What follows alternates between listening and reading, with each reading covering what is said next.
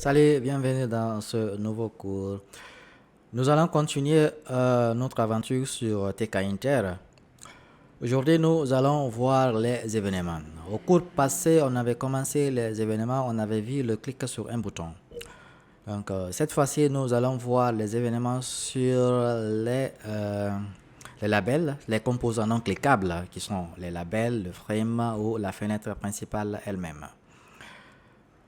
Gardez à l'esprit que TK Inter a deux types de composants. Il y a des composants qui sont cliquables, c'est par exemple le bouton. Par définition, le bouton il doit être cliquable.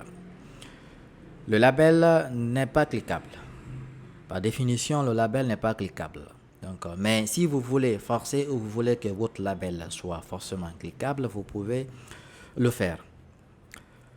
Donc, pour ce faire, nous allons d'abord faire un petit rappel sur ce qu'on a vu au cours passé. Nous allons définir un bouton. On va définir un bouton, on va lui assigner un événement. Clic. Pour ça, nous allons importer d'abord tkinter. Je vais dire import tkinter as tk. Ensuite, je vais déclarer la fenêtre principale que je vais appeler Windows égale tk.tk. Très bien. Donc, je vais afficher cette fenêtre Windows.mainloop. Très bien, je vais exécuter ça. Ok, nous avons notre fenêtre ici. On va définir un bouton pour notre rappel que je vais appeler bouton 1. Bouton 1 sera tk.bouton. Le bouton va appartenir à notre fenêtre principale qui est Windows. On va lui afficher un texte. On va dire bouton 1. Ok, je vais afficher le bouton 1.pack. Très bien, je vais exécuter l'application. Ok, nous avons notre bouton ici qui n'est pas encore cliquable. On va définir le clic sur le bouton. Pour ça, il existe une propriété qu'on appelle commande pour les boutons. On va appeler une fonction qui sera appelée quand on va cliquer notre bouton. Cette fonction, on va la définir ici. La fonction, on va faire quelque chose de très simple, assez simple d'ailleurs. On va afficher juste un message bonjour. Ok. Bon, la fonction, je vais l'appeler salutation. Salutation, ici, je vais afficher bonjour. Ok. Donc, à notre propriété commande, nous allons l'assigner la méthode salutation. Donc, quand on va cliquer sur le bouton, bouton on, c'est cette fonction qui sera exécutée. Je vais exécuter l'application et voir tout ça. Je clique sur le bouton on, voilà, très bien. Ici, au niveau de la console, je vois le message bonjour. Je reviens sur l'application, je clique, il me raffiche encore bonjour. Très bien, ça c'était un autre rappel. Ce que nous allons faire, on va définir un label et lui assigner une propriété qui ne sera pas commande. Je vous ai dit, par définition, le label n'est pas cliquable. Donc, il n'y a pas de propriété commande. On va utiliser une méthode qu'on appelle bind. Et cette méthode, nous allons la voir en profondeur. C'est l'objet de ce cours. On va ici déclarer un label qu'on va appeler label. C'est tk.label. Le label va appartenir à notre fenêtre principale qui est Windows. On va afficher un texte sur notre label que je vais dire label comme ça. Voilà, je vais d'abord afficher mon label 1.pack. Je vais exécuter l'application. Très bien, nous avons ici notre label. Ok, le label est là, le bouton est là. Le clic sur le bouton, ça marche, mais pas sur le label. On va définir le clic maintenant sur ce label. Pour ce faire, il existe une méthode qu'on appelle bind. Cette méthode, on va l'appeler avec notre composant label. Je fais label.bind. Bind a deux paramètres. Le premier paramètre, c'est le type d'événement que vous souhaitez appliquer à votre composant. Il existe plusieurs types d'événements. Il y a un clic qu'on appelle, on va appeler clic simple parce qu'il y a plusieurs clics. Il y a un clic simple, il y a un double clic, il y a un clic droit, il y a un clic avec le bouton milieu de la souris. Donc, tout ça, ce sont des événements qui existent. Donc, lorsque vous appelez votre méthode bind, vous devez explicitement préciser quel type d'événement vous l'assignez.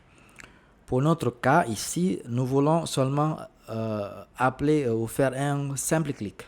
Ok, un clic simple. Pour ce faire, nous allons ici mettre le paramètre qui est bouton on. Ok, bouton on, c'est le simple clic. Quand je clique, faire un simple clic, c'est bouton on qui est appliqué. Pour ça, je vais appeler la fonction salutation. Nous allons tout à l'heure voir les autres paramètres. Bon, pour le moment, on va utiliser bouton on pour voir comment le label répond à un clic simple. Je vais exécuter cette application. Et ici, je vais revenir, je vais cliquer sur le label. Oh, ça ne marche pas, il n'affiche rien, il y a un message d'erreur. Notre fonction doit avoir un paramètre qui est event, qui est d'ailleurs très pratique, super utilisé. On va définir ce paramètre. Ce paramètre, c'est un objet de la classe events. Nous allons voir ce paramètre en détail qui renferme beaucoup de données sur notre événement, notre type d'événement, je vais dire. Voilà. Regardez, il y a deux choses. Il y a l'événement qui est là, qui est appelé lorsqu'on va cliquer sur le bouton, et cet événement, c'est salutation. C'est la fonction salutation. Le type d'événement, c'est ça, bouton on. Le type, c'est de quelle manière on va appeler salutation. Est-ce que c'est en faisant un clic simple ou bien c'est en faisant un double clic. Voilà, on appelle ça type d'événement. Event, on va par défaut l'assigner la none. Ok, event none. Je vais réexécuter mon application. Je vais voir ça de près. Je vais agrandir la fenêtre. Je clique sur le label. Oh, ok, vous voyez, maintenant ça répond. Il m'affiche le message bonjour. Je reclique dessus, il m'affiche bonjour. Ce que nous allons faire, nous allons définir une fonction plus visible. Hein. Une fonction plus visible que je vais appeler cette fois-ci fermée. On va par exemple décider de fermer notre application lorsque l'utilisateur va cliquer sur le bouton ou sur le label. Voilà, je vais toujours définir le paramètre qui est event. On va l'initialiser à none. Pour fermer la fenêtre, il faut appeler une méthode window destroy. Voilà. On appelle cette méthode sur notre fenêtre principale. La fenêtre principale, c'est Windows. Donc, ça sera windows.destroy. Comme ça. Cette méthode permet d'arrêter notre application. Pas application, mais permet de supprimer notre fenêtre principale. Mais vu qu'ici, qu'on n'a qu'une seule fenêtre, c'est Windows, donc quand la fenêtre sera supprimée, l'application sera arrêtée. Je vais exécuter cette application. Non, je vais d'abord assigner la méthode fermée à notre label. Ici, ça sera fermé. Je vais changer le texte de label. Au lieu que ça soit label, je vais écrire fermé. C'est plus signifiant.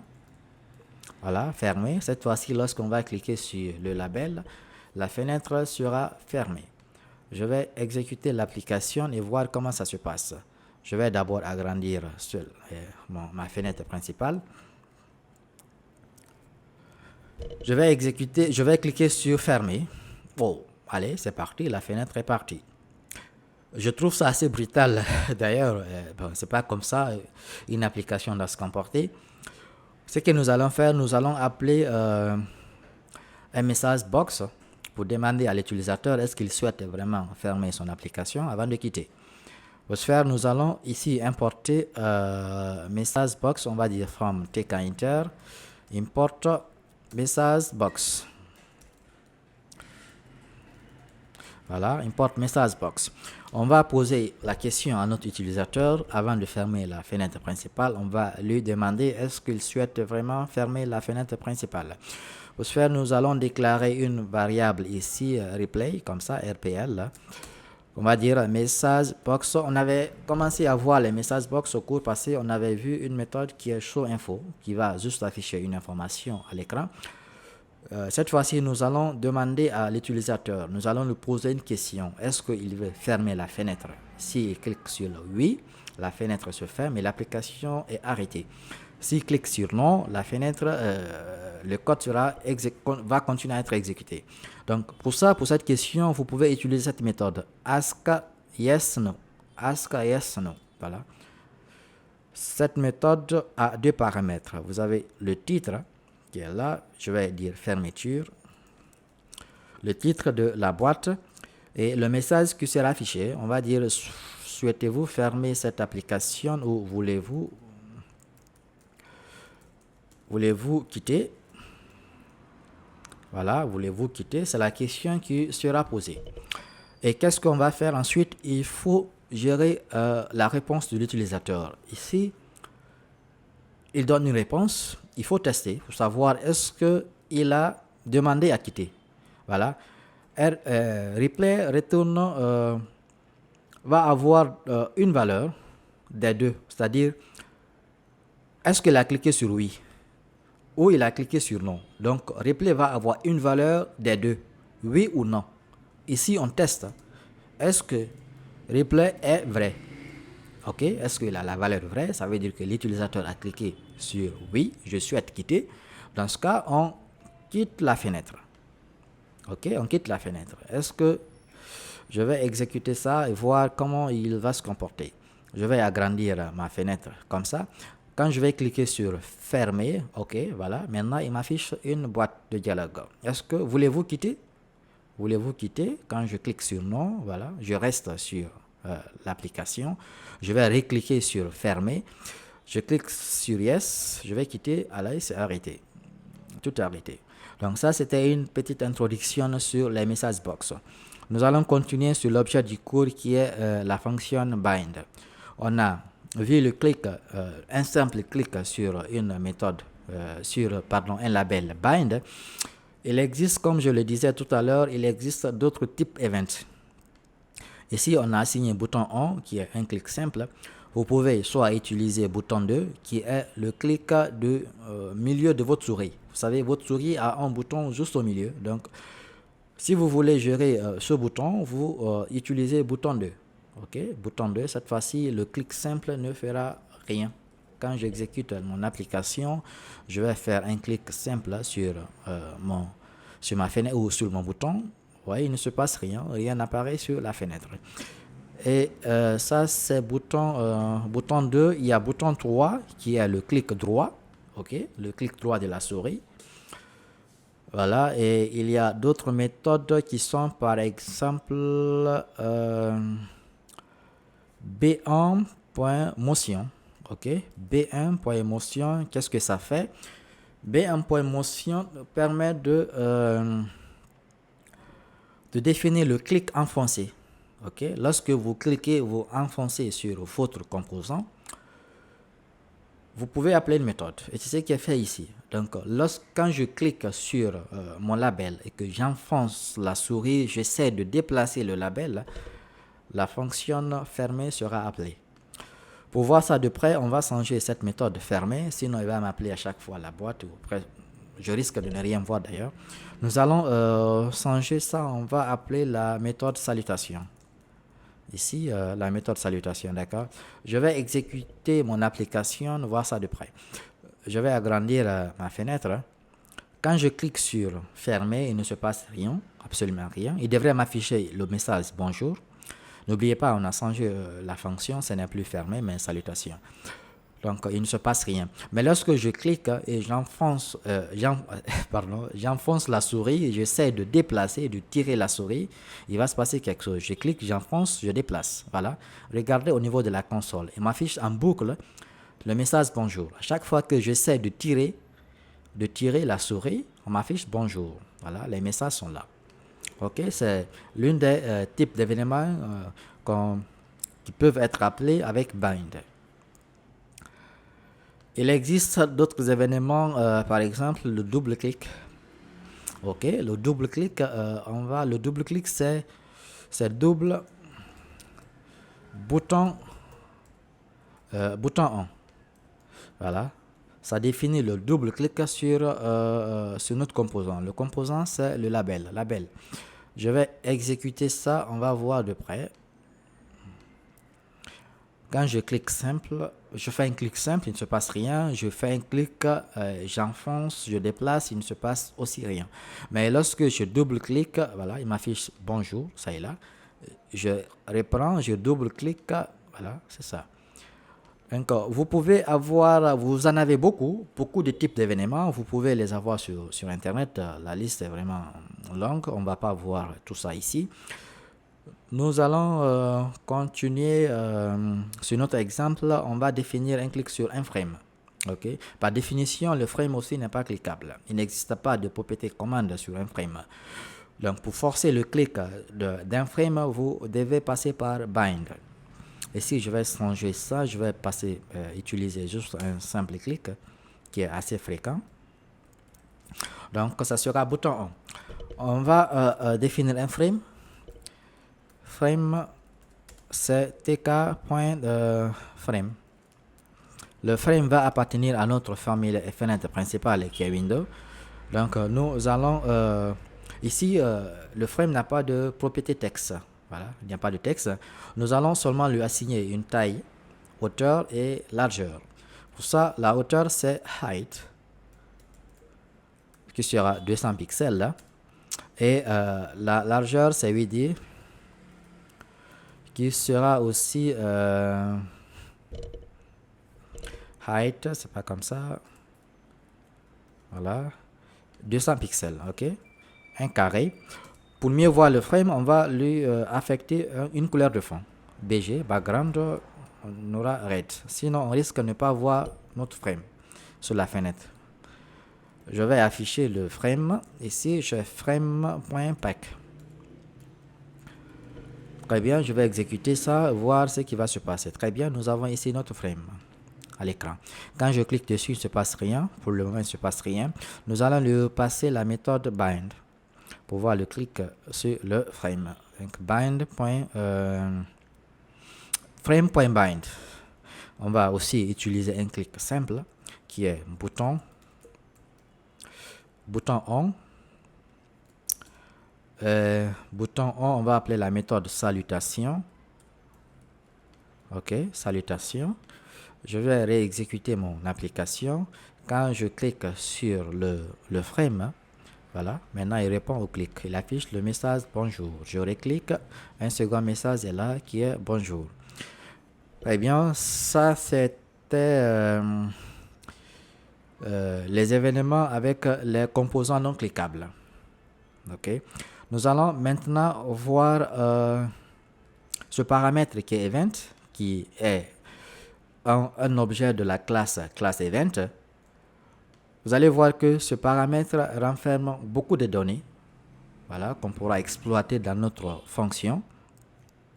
Ici, je vais afficher ce event simplement comme ça. Je vais dire event, affiche event. Je vais exécuter mon application. Je vais cliquer soit sur le bouton, sur le frame, sur le label ou sur le frame. Le bouton m'affiche non, se passe rien. Quand j'affiche, je clique sur comment on appelle ça, sur le label, il m'affiche bouton press event num 1. Ok, vous voyez ça, déjà c'est des informations qu'on pourra exploiter après. Bouton press, c'est le type d'événement qui est appelé. C'est quoi ce type d'événement? C'est le clic. Bouton press, un clic. Ok. Maintenant le num, c'est le numéro de comment on appelle ça, de la souris que j'ai utilisé pour cliquer le bouton. Ok, nous allons voir ça un peu en détail. Les coordonnées X, Y, ce sont les coordonnées de la souris. En fait, quand je clique sur un composant, le composant est placé sur votre fenêtre à une coordonnée bien précise. Donc, on me retourne les valeurs, c'est-à-dire la position de mon clic. Ok, j'ai cliqué sur le composant, mais à quelle position, à quelle coordonnée j'ai cliqué le composant? Nous allons voir ces paramètres un peu en détail. Il m'a affiché ici non parce que j'ai cliqué sur le bouton. Et le bouton, il n'y a pas de méthode bind. On n'y a pas assigné ou affecté la méthode bind. C'est ce qu'il y a là. Le bouton, c'est avec la propriété commande. Mais vous pouvez toujours passer par bind pour définir le clic sur un bouton. D'ailleurs, on va voir ça. Je vais supprimer ça, commande. au lieu de commande, je vais utiliser bind ici. Je vais dire bouton on.bind. Ok, ça sera toujours un clic simple. On va dire bouton on. On va appeler notre méthode qui est salutation. Très bien, je vais réexécuter ça. Cette fois-ci, quand je vais cliquer sur le bouton on, vous voyez, on m'affiche plus none. Ce n'est plus none, mais on m'affiche quelque chose qui signifie. Donc, ce paramètre, il a une propriété qui est très utilisée dans votre fonction. Ce paramètre event, cette propriété, c'est widget. Je vais l'afficher, vous allez voir, print event.widget. Widget, c'est quoi? C'est le widget que vous avez, le composant, je vais dire, le composant que vous avez utilisé pour effectuer votre action. Ok. Ici, ces composants sont ce bouton on, ce label ou ce frame. Ce sont ces composants. Vous voyez là, bouton on. Avec la méthode bind, on l'appelle l'événement salutation. Et label aussi, on l'utilise, c'est-à-dire on passe par bind, on appelle le même événement qui est salutation. Le frame, pareil, on passe par bind, on appelle le même événement salutation. Donc il y a plusieurs composants ici qui appellent un même événement. Et cette propriété nous permet de savoir quel composant a été utilisé pour appeler l'événement salutation. Ok, ici le widget c'est ce composant. Il s'agit de ce composant. Donc ce composant pour ce cas précis, ça peut être le label, ça peut être le bouton, ça peut être le frame. Ok, donc je vais exécuter ça. On va voir un peu ce que c'est. Quand je clique sur le frame, c'est sur le frame que j'ai cliqué. Regardez ici, il m'affiche frame, puisqu'on a affiché le composant event.widget. Lorsque je vais cliquer sur le label, il m'affiche label. Et quand je clique sur le bouton, il m'affiche bouton. Ok. Donc ce composant, il renferme beaucoup de paramètres. On va par exemple essayer d'agir sur ce composant. Ok. Agir sur le composant. Par exemple, nous allons chercher à changer le texte du composant. Quand je clique sur le composant, je change sa propriété texte. Okay. Pour ce faire, vous avez deux façons d'abord de récupérer les propriétés d'un composant, et garder à l'esprit, il y a quelque chose que peut-être que j'aurais dû dire dès au début. Python traite tout comme objet. Tout est défini par défaut comme objet sur Python. Les fonctions, les méthodes, les classes, tout est objet avec Python. Ok. Donc ici, nos composants sont des objets. Pour avoir une propriété d'un objet, vous savez, avec la programmation orientée objet, c'est des cas qui sont possibles. On peut, lorsque vous définissez un objet, vous pouvez accéder à ses propriétés. Donc ici, notre objet, ce sont ses composants, ses frames, ses labels, ses boutons. Pour avoir les propriétés d'un composant, on peut, par exemple, lorsque le composant s'appelle C, comme ça, ou bien je vais écrire ça composant. Ok, notre composant, il s'appelle comme ça. Pour avoir par exemple la propriété texte de ce composant, vous pouvez utiliser une méthode qu'on appelle cget, comme ça, cget, et vous le faites passer le nom de la propriété. Ici, la propriété c'est texte. On veut connaître le texte du composant. Donc je fais comme ça, texte. Ok, composant n'est pas défini, c'est pas une propriété qui existe, mais quand je vais utiliser par exemple mon label ici, voilà, j'utilise mon label. Très bien, il se comporte comme ça. Et quand je vais afficher ça, il va m'afficher le texte du label. Ok, donc ici nous allons passer à notre fonction.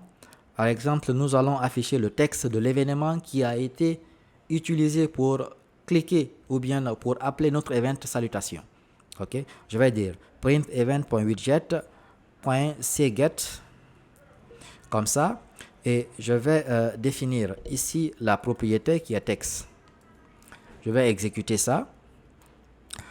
Regardez bien la console. Quand je vais cliquer sur le bouton on, voilà, il m'affiche ici le texte bouton on. Ok, il récupère le texte, il affiche. Et lorsque je vais cliquer sur fermer, il m'affiche fermé. Mais qu'est-ce qui va se passer quand je vais cliquer sur le frame? Par défaut, le frame n'a pas de propriété texte. Je clique dessus, oh, il se passe une erreur. Il y a une exception qui est générée parce que le frame n'a pas de propriété texte. Il ne peut pas récupérer le texte du frame. Ok, nous allons définir cette fois-ci, changer le texte de notre composant. Pour ce faire, vous avez à utiliser d'abord ici, je vais préciser quelque chose. Il n'y a pas que ce get pour avoir les propriétés d'un composant. Vous pouvez utiliser un dictionnaire. Ok, je disais tout à l'heure que Python considère tout objet. Donc, vous pouvez utiliser un dictionnaire à ce niveau. Au lieu que ça soit cget, vous pouvez lui passer un dictionnaire. Ici, je vais passer la propriété texte. Ok, je vais réexécuter mon application qui n'était pas arrêtée. Ici, je l'arrête. Je vais la réexécuter. Quand je clique sur le bouton, il m'affiche la même chose. Ok, le texte est affiché ici qui est bouton on. Je vais cliquer sur fermer. Pareil, fermer. Voilà, donc nous allons tenter de modifier cette propriété. La propriété. L'intérêt de ce cours, c'est quoi? C'est que vous devez comprendre comment fonctionne bind et quelles sont les informations qui sont transmises avec cet objet qui est event. Ok? Et gardez à l'esprit, vous avez ces possibilités seulement en utilisant bind. Ok? Avec la fonction ou la propriété commande d'un bouton, vous n'avez pas cette possibilité. Explicitement, cette possibilité n'existe pas, je vais dire. Voilà. Donc, on va changer le texte du bouton, cette fois-ci, ou le label, lorsqu'on clique dessus. Pour ce faire, pour changer le texte, on a vu comment afficher la propriété, mais comment lui assigner une valeur. C'est-à-dire, lorsque nous souhaitons changer le texte de notre bouton, quand l'utilisateur va cliquer dessus, on récupère le bouton, on lui affecte une nouvelle valeur. Pour ça, il existe une autre méthode qui est config. Comme ça, la méthode c'est config. Par exemple, vous avez un composant que je vais appeler composant. Pour changer le texte de composant, vous faites composant.config. Config, et puis vous lui passez la propriété. C'est le texte que vous souhaitez changer. Texte, je donne ici nouvelle valeur. Nouvelle valeur. Voilà. Quand je vais exécuter mon composant, son texte va changer. Donc ici, qu'est-ce que nous allons définir? Chez nous, puisque notre fonction, il y a plusieurs événements ou plusieurs composants qui appellent notre fonction, nous allons décider de changer le texte du composant qui va appeler notre événement salutation. Je vais dire event.config. Widget d'abord, le widget.config. Config, ça sera la propriété texte, c'est pas texte, on va dire ici nouvelle valeur.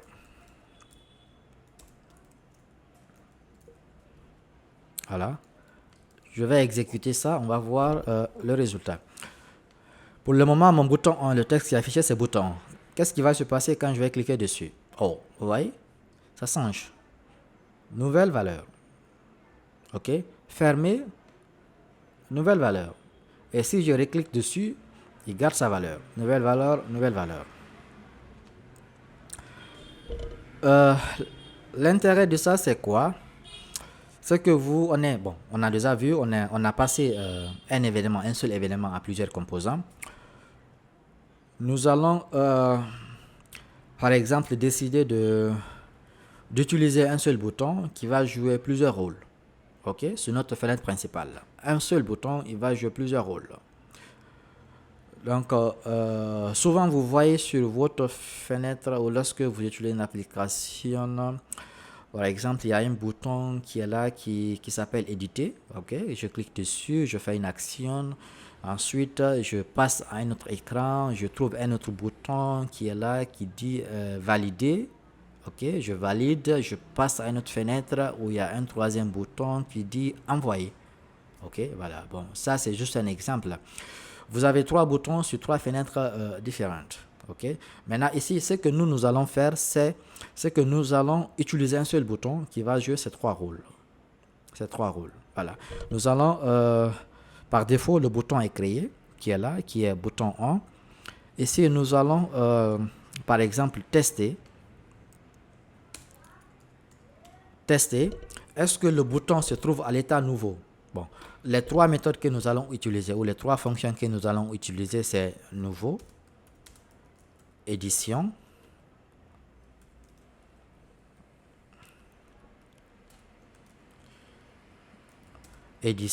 et valider. OK. Nous allons faire ces trois traitements avec un seul bouton et avec un seul événement qui est salutation. Donc ici, au niveau de salutation, je vais tester mon bouton. Par défaut, je vais passer un texte au bouton qui n'est pas bouton 1 cette fois-ci. Il sera nouveau. Nouveau. OK. Donc, je viens ici.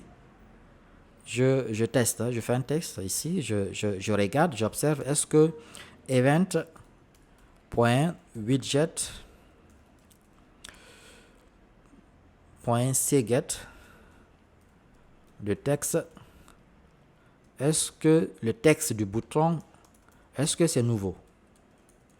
Est-ce que nous avons nouveau sur le texte du bouton? Si c'est le cas, je vais ici faire un traitement. Bon.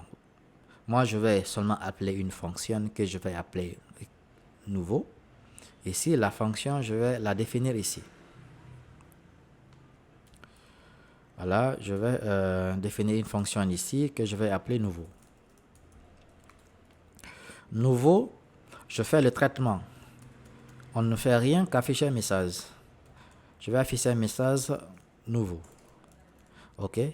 Donc, si notre event porte sur la propriété texte nouveau, je vais appeler la méthode nouveau. OK. Maintenant que cela est fait, il faut que je change l'état de mon bouton. Je vous ai dit que c'est un bouton qui va jouer trois rôles. OK. Qui sera nouveau, qui sera édition, qui sera validé. Je change la propriété texte de mon bouton. Pour ça, je fais event.widget.config. Config, je lui passe la propriété texte qui va passer à l'état édition. OK, à l'état édition. Donc, ici, je peux tester encore. Si notre event.widget.cget dans la propriété texte égale à, cette fois-ci, à édition, comme ça, nous allons faire le traitement de édition. Pour ça, je vais encore définir une autre fonction ici que je vais appeler édition.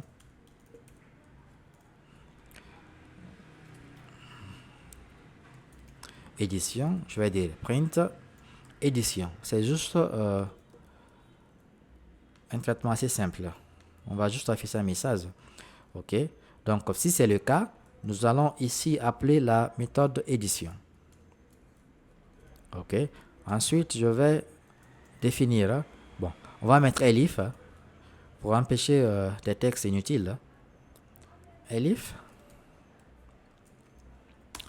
event.widget.cget, toujours la propriété texte égale à valider. Bon, on va d'abord changer à ce niveau.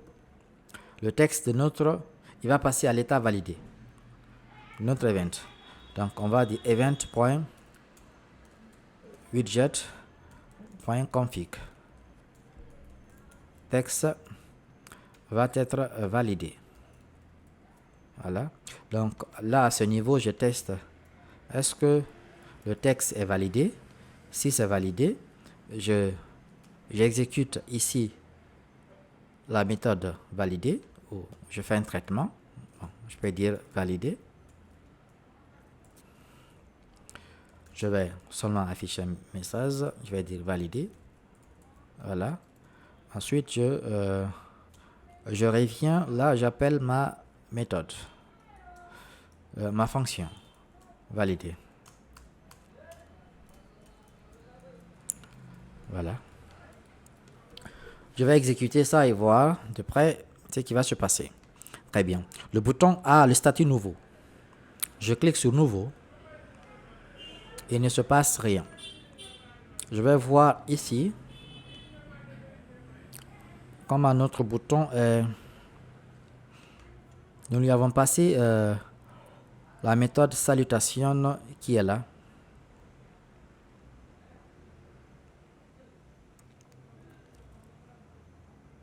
Il y a une petite erreur. On va voir ça de près. Qu'est-ce qui se passe avec notre bouton? Pourquoi il n'affiche absolument rien? Salutation event.widget cget text égale à nouveau. On affiche la méthode ici nouveau, print nouveau. Donc elif event widget égale à édition, il va afficher édition, il va afficher ça. Nous avons quelque chose qui ne marche pas ici. C'est quoi? Qu'est-ce qui ne marche pas?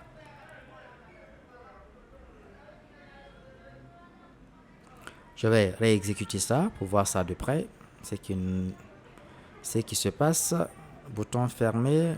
Aucun de mes composants n'utilise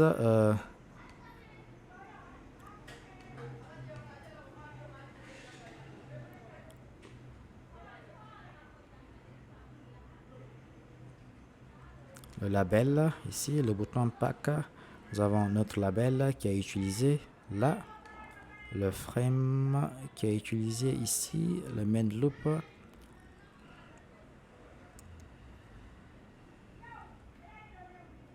Nouveau, on a mal écrit. Bon, pour me rassurer que c'est le même message, je vais copier ça. Ici, voilà, on avait mal écrit le texte. Nouveau, je vais exécuter et voir comment il va être. Nouveau, vous voyez, il fait le traitement nouveau. Il m'affiche le message nouveau. Donc ici, le statut du bouton passe à édition. Le même bouton est en train de jouer plusieurs rôles. Et quand je vais cliquer sur édition, il fait le traitement de édition. Ici, il ne s'agit que d'afficher un message édition. Donc, il passe, ce statut change, on passe à valider. Et quand je vais cliquer sur valider, voilà, il fait le traitement validé. Et là, le processus s'arrête. Voilà, on n'a que trois statuts. Donc, vous voyez comment on peut utiliser Bind ou quelles sont ces possibilités qu'on a avec Bind en définissant plusieurs traitements ou en appelant plusieurs événements sur un seul composant. Donc, c'était les possibilités qu'on a avec le paramètre event. À part widget, nous avons d'autres paramètres. Nous avons d'autres propriétés qui sont, par exemple, si je souhaite afficher, localiser ou je souhaite afficher les coordonnées de la souris quand je clique sur mon composant. Pour ça, j'appelle les coordonnées widget ou event plutôt, c'est event.x. Event.x fait quoi? Quand je vais cliquer sur mon bouton, ici, le bouton ou sur le label qui est là, quand je vais cliquer dessus, il va m'afficher la coordonnée X de la souris. Ok? À quel endroit j'ai cliqué le bouton? Je clique dessus, il m'affiche 23. C'est là que j'ai cliqué. Je vais pousser un peu là. Vous allez voir la valeur de 23 va changer. On a 23 ici. Au lieu que je clique là, je vais le mettre ici. Donc, il va avoir une valeur plus grande que 23. Je clique, cette fois-ci, on a 42. Donc, c'est 42 pixels. 42, comment on a eu 42? 42, c'est par rapport au composant. C'est de là à ici. OK?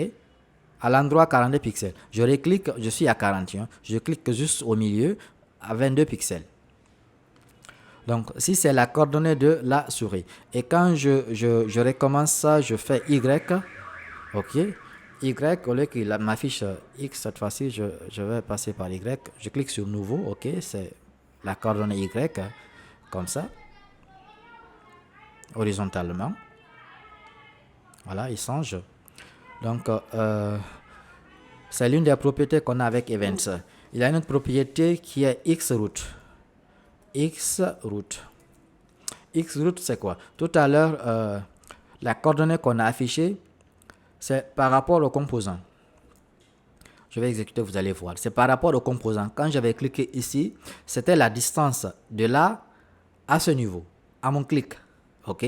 Mais cette fois-ci, quand je vais cliquer là, ça sera par rapport à la fenêtre, même le parent, c'est-à-dire le conteneur de notre composant. Ici, le conteneur, c'est le frame. Sur le frame, c'est le Windows, je vais dire, notre fenêtre principale. OK? Le bouton est défini sur la fenêtre principale. OK? Il est le conteneur. Donc, le clic, c'est par rapport à la fenêtre principale. Quand je vais cliquer, vous voyez, on a une valeur beaucoup plus grande. C'est 418 pixels. 418 pixels, c'est de là à ce niveau. Je reclique, ainsi de suite. Vous voyez, la valeur, c'est 417. Donc, ici, vous pouvez, par exemple, quel est l'intérêt de ça? Vous pouvez définir, je ne sais pas, si vous voulez, par exemple, faire un petit jeu où vous devez contrôler le clic de votre souris. Quand un utilisateur va cliquer sur un composant, vous voulez par exemple que le composant soit tué, ou lorsqu'il va cliquer sur un endroit très précis, vous voulez que le composant meure en même temps. Bon, c'est juste des exemples. Vous pouvez utiliser ces paramètres. Il y a xroot et puis il y a y aussi root. Cette fois-ci, c'est du verticalement. Voilà. Et à part ça, on a d'autres propriétés qui sont par exemple char, ok, event.char. Event.char est appliqué uniquement sur les types propriétés clavier. Ok, je vous avais dit que au début, event c'est un type d'événement. Ok, le type d'événement c'est un clic simple. Donc il y a aussi, au lieu que ce soit un clic, mais que l'événement soit lié au clavier de votre ordinateur. Ok, quand je saisis quelque chose, je saisis par exemple lorsque je tape A. Ok, l'événement est lié à mon clavier, mais pas à ma souris. Donc ici, le char est lié. Quand j'exécute ça, il ne se passera rien. Vous voyez, il y a deux points d'interrogation. Parce que moi, c'est le clic que j'ai défini. Ok, le clic ne concerne pas le clavier. Voilà. Et quand il existe d'autres propriétés qui sont keycode, par exemple, keycode. Voilà, c'est une autre propriété qui existe, qu'on a avec Event. Quand je vais cliquer sur Nouveau, il ne se passe rien. Keycode aussi est associé au clavier. Il ne se passe absolument rien. Nous allons voir ça en détail, ces autres propriétés qui sont liées au clavier lorsqu'on va utiliser les composants liés au clavier. Ok, les edits par exemple. Nous allons voir ça un peu plus tard. Donc, vous pouvez expérimenter de vous-même les possibilités qu'on a avec ce paramètre event de la classe event. Et vous pouvez voir ça en détail en expérimentant vous-même. Nous n'allons pas utiliser tous ces paramètres. Il y en a beaucoup, mais on a déjà vu ceux-là qui sont beaucoup plus intéressants ou qui sont très souvent utilisés. Ok? D'accord.